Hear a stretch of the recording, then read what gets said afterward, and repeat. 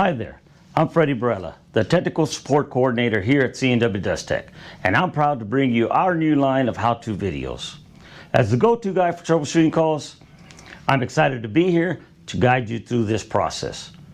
But first, before we begin, make sure you're familiar with your company's safety lockout tagout procedures and you're qualified through your company to work on this equipment. Now let's begin.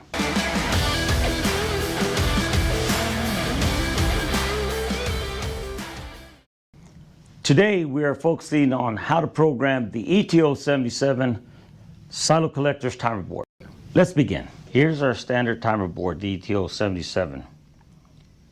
First thing you want to do is bring in your 110 power into the green terminal block at the lower left hand corner of the board. Your line in will go to the left lug, your neutral will go to the right lug, and then your ground will be in the middle. After that, you would then wire in each of your line wires for each valve on terminals 1 through 12, depending on how many valves you have. And if your collector comes with a flow switch, it would be wired into this top terminal block here on the right hand side of the board. And if it comes with a limit switch, it would be wired into the middle terminal block here on the right hand side of the board. Once you're connected, power up the control panel by turning on the timer board using the new on-off switch at the bottom left. Once turned on, the board will send a signal to each of the lugs at the bottom of the black terminal strip, indicated by a sequence of lights.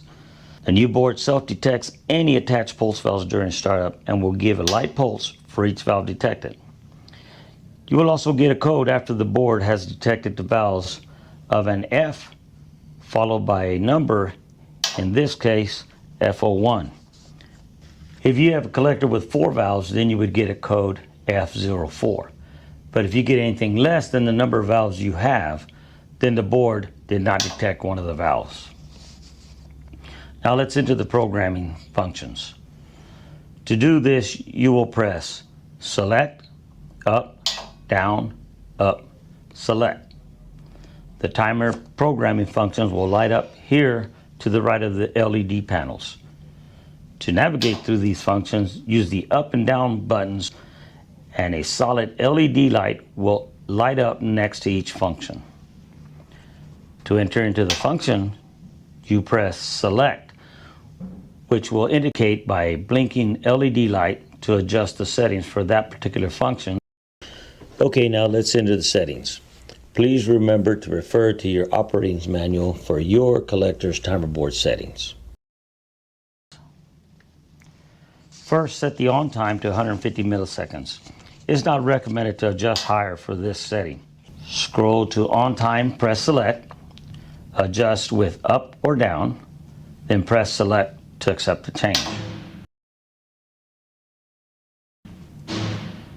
Next, to set the off time, scroll down to the off time function, press select, and adjust the off time to 45 seconds or as needed, then press select to accept the change. Finally, set the blowdown cycles.